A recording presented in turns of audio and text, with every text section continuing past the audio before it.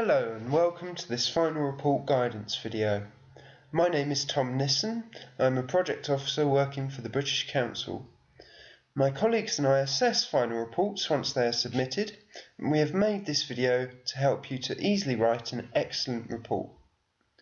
You can use the video controls to view the video in full screen, to pause, rewind or skip forward at any time. Shown on screen now are the timings for various sections of this video. If you feel confident about one section, you can save time by skipping forward. So, a final report is the official form you complete once you finish your project. It tells us what you did and achieved and how you spent the grant. This will then determine the final grant you are awarded and any payment you are entitled to above the 70% instalment you will have already received to date. You need to send in a final report within 2 months of the project end date, which you can find in the grant agreement on page 3 here. A quick explanation on that. Project dates mark the start and end of the period during which you are preparing, running and evaluating your activities. Crucially, this is also the period when we expect you to spend your grant. Within the project start date and project end date are therefore the activity start date and activity end date. You can download the final report forms from the Youth in Action website www.britishcouncil.org/Youth in Action. If you hover over Final Report and click Report Forms and Guidance, you can download them here.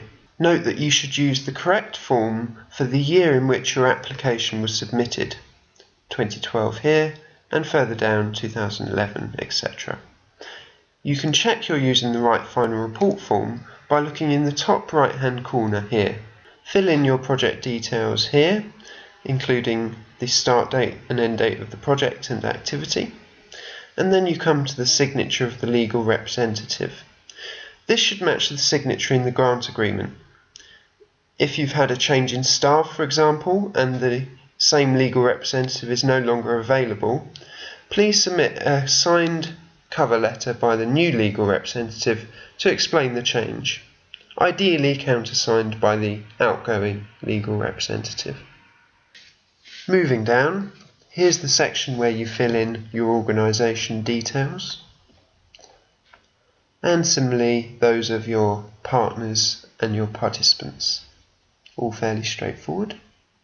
We then move on to the project implementation section. All of these boxes have text detailing the areas we would like you to cover if appropriate for your project.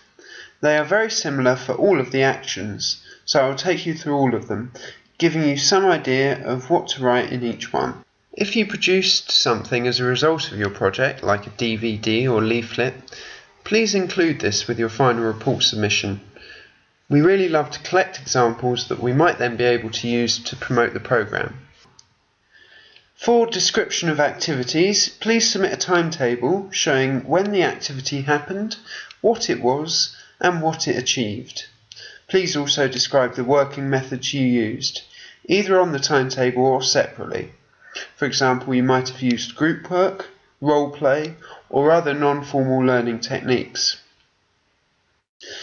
Hopefully you did not encounter any safety issues in your project, but if you did, state what they were and your response to them here.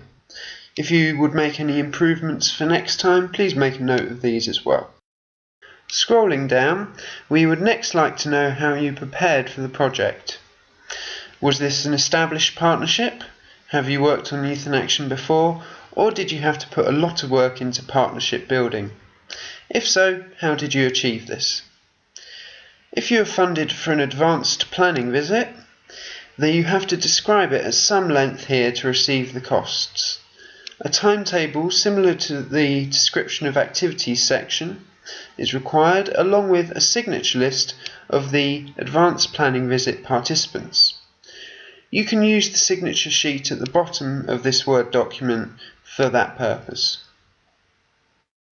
The next section helps us to better understand how your project was run. So talk about how you arranged transport and accommodation, the venue or venues, any language issues, and possible improvements for next time. It would be surprising if you did not have some aspect of the project that you could do better next time, so don't be afraid of these improvement sections reflecting badly on you. Next, did you source additional funding for the project? If so, where from? Did you have any financial difficulties? Then, a section on how participants were recruited and whether they were involved in the design of the project or just participated. Generally, we feel that the more involved participants are in the preparation, implementation and evaluation of the activity, the better the project and the more satisfied the participants. They will also have gained knowledge around project design and a better understanding of your perspective as the organiser. Intercultural dimension. Did your project raise awareness of other cultures and help prevent prejudice among the participants? If so, then in this section, which activity had the greatest role in this? Similarly, did your project give the participants a more international perspective, make them feel more like citizens of Europe, or deal with the issues laid out here? Below that, please give details of how you designed the evaluation section of your project. Did you involve your partners and participants in the design of the evaluation? Did you take feedback during the project and adapt as you went along, or just afterwards? Then, what was the impact of your project? Did it affect anyone except the participants? If so, how is this effect going to continue after everyone goes home? Are you planning another project? How visible was your project to the public, and did you manage to publicise Youth in Action? Note that we have the logo for Youth in Action on our website here, and we also have a media toolkit and template press releases here. These are aimed at helping you to get your project published in the press.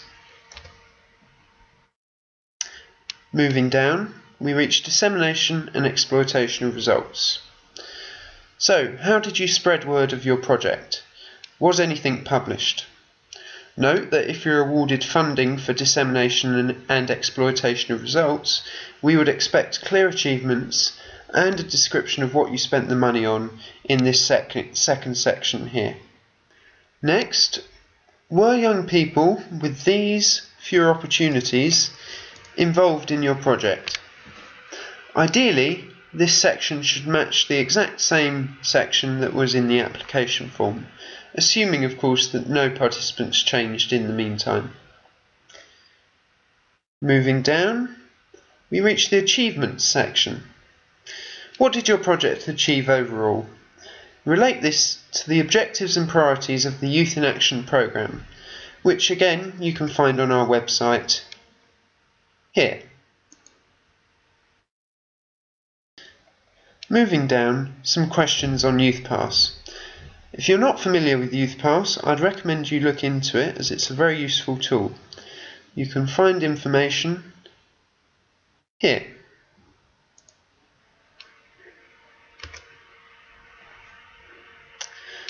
Moving down, we want you to give us your overall feedback about your experiences and thoughts.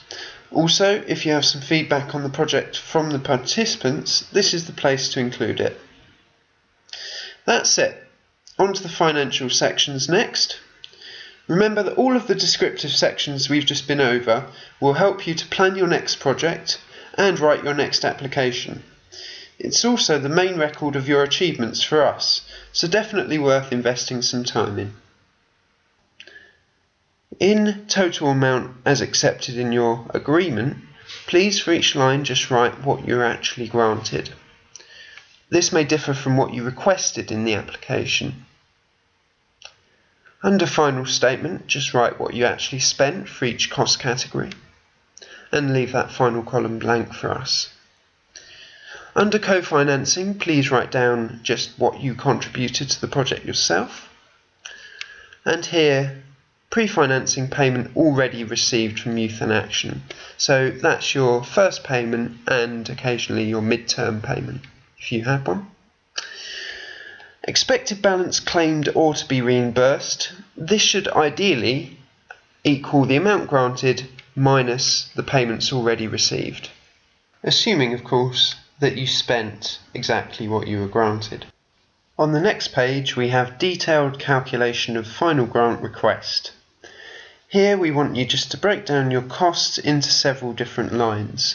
For example, for travel costs, you might break it down into the travel costs of each individual country. Don't worry about breaking down costs by individual receipt though, that's what the receipt list's for. Before the receipt list though, we're going to just finish off by looking at the participants' signature list. This is probably the most important part of your final report because it's the main evidence that the project actually took place. Just get all the participants of your project to fill in their details here and sign, once again, everything in original ink, no scans or photocopies. You should also make sure that all the country's participants sign the same sheet, and it's not a bad idea to retain 2 copies just in case. Note that there may be a second signature sheet for advanced planning visits. This will be titled appropriately up here. On the final page, we have some final report guidance, which deals with similar topics to the ones we're discussing in this video. Just the receipt list template to fill out now. We can find it on the same page where we downloaded the final report forms here. Once we open it, it looks like this. Can look quite intimidating, but it's a great tool for you to use to keep track of expenditure from the very start of your project through to the very end. It's a good idea to write in pen on the actual paper copies of the receipts the numbers listed here. You then describe the receipts. If it's a euro amount, put it here. If it's not, then put it here with the currency and the exchange rate. You can also put which partner of yours incurred the costs. It then auto totals on the right and auto totals at the bottom. Moving down, there's a section for mileage claims. The rules on these are here, but essentially we pay 40p per mile for car and bus journeys rather than paying based on fuel receipts. Finally, just get the contact person and preferably the legal representative to sign here. I mentioned exchange rates. These are the instructions, and this is the link to follow to the official European Commission exchange rates page, which looks like this. Assuming your project was submitted in April 2010 or later, which will be the vast majority of you, you use the month in which your grant agreement was signed by the national agency. You'll have been sent a copy of the grant agreement, so just read down until on the 8th or 9th page there's a signature from the national agency. The month we use is the month to use for exchange rates. For example, February 2012. Here we can see all the exchange rates listed. I'm now going to be talking about reporting obligations. Once again on this page, under the final report forms, you can find the funding rules for each year. Opening that up, we have a document with all the different actions on the various pages for 2012 in this case. It should be remembered that each year and each action has its own specific set of funding rules, but I'm going to talk you through some of the commonalities. On the left hand side we have the type of cost. Under finance mechanism, it's how we work out how much to pay you, and under amount, the amount we actually pay you. So, for example, for travel costs, we will pay you 70% of the total eligible costs. So if you have a flight ticket for €100, we'll pay you €70, and you'll have to then co-finance €30. Okay? Project cost is only slightly more complicated than that. It's A1.1, whatever that number happens to be, times the number of participants, times the number of nights. We can find out what A1.1 is by going on the next page. Here, A1.1. In this case, it's based on where the Youth Exchange was hosted. So if it's hosted in the UK, A1.1 is 40. So 40 times the number of participants times the number of nights during the activity. Remember this section of the final report? Detailed calculation of final grant request? Well, here is where we work it out. So promoter, it might be, for example, the German participants. Number of participants might be 10. Number of nights might be 10. Unit cost per night, as we saw, that's 40. So 40 times 10 times 10, 4,000 euros on this line here. Once we've completely filled this section in, we can go up and put it in the summary here. Project costs, we saw there, 12,000. Travel costs, now remember 70% of this is reimbursed and 30% you pay for yourself. So these are the figures. You've then co-financed 600 euros. The difference between the 70% we're paying and the total costs incurred. So because it's out of your own pocket, it's put here and this filled in here. The last important thing to note in the funding rules could actually save you a lot of work. Remember that you only need to submit receipts for certain cost categories. So where it says this, you need receipts. Where it says this and not that, you don't need to submit any receipts at all. So for project costs, all you need is to fill in the final report part 4, project implementation, where you describe your achievements, and you need the original signature list. You do not need receipts for things like food and accommodation for an Action 1.1 project. We also need the receipt to be suitably official. Handwritten receipts on petty cash slips, for example, would not be eligible. Usually something on the letterhead of the company issuing the receipt will be fine. When it is an individual issuing a receipt, we need the information on the template here, which looks like this.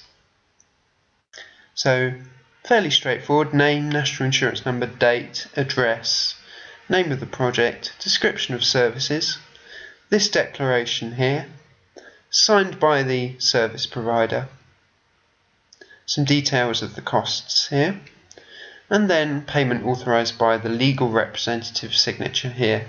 Once again, all signatures in original ink. Detailed guidance on eligible receipts and invoices can once again be found here. Hopefully you've seen there's quite a lot of guidance available online, particularly the funding rules and the guidance document. The receipt list template and the template for individuals also are quite useful. Having said that, your project officer will also be very happy to help you. We'd much rather deal with issues proactively before the final report is submitted than retrospectively. This will also make sure that you get the results of your assessment and any payment due sooner rather than later. It is particularly important that you check with your project officer if you are planning to make any changes to your project. They will confirm that this is okay or suggest alternatives. Remember that a small change to you, such as one participant dropping out, could put you below the minimum number for eligibility, in which case the amount of money you receive at final report stage could be dramatically reduced. On the other hand, quite an important change for you, such as the venue, will have less impact, but would still like to hear about it. I mentioned eligibility. This is the set of rules that determines whether or not we can fund your project. If there are any changes that make your project ineligible, we may have serious trouble paying you a final payment and may even have to request part or all of the first payment back. To make sure that doesn't happen, we're going to the home page of the Youth in Action website and opening the programme guide. So, remember the funding rules? Well, this is the document they are extracted from. It contains all sorts of information, and there's a different programme guide for each year. In part B, we can find action-specific information. So if we click Youth Exchanges, we're taken to page 24. Here we can see background information on the Youth Exchange, the eligibility criteria, and if we go further down, the funding rules that we saw earlier. Going back to the eligibility criteria, there are all sorts of rules about what kinds of project we can fund. So crucially, there's things about the number of promoters or partners in your project. So for a trilateral, you're only allowed 3. Eligible participants, so they have to be between 13 and 25. Number of participants, minimum 16, maximum 60, and so forth. So essentially, the thing is to make sure that your project sticks within these rules and that any changes, for example, the 16th participant dropping out, making 15, don't then make your project ineligible. If you need any advice on this, the project officers are more than happy to help. You can find the contact details for your project officer at the bottom of our emails. You'll definitely have received at least one because it was the email the grant agreement was attached to. We also run regular webinars and face-to-face workshops to provide additional support. You can see these through our website once again. From the home page, we're hovering over Final Report and this time clicking Support Events. The face-to-face workshops are a series of in-person day-long events at different locations in the UK, and the online workshops are hour-long sessions covering an introduction to Youth in Action or Final Report guidance. Email addresses to sign up to either of these or for more information you can see here. Thank you for listening to this video. I hope you found it useful. This video is a first for us in the UK, so we'd appreciate any feedback you could leave us. Thank you very much for listening and good luck with your final report.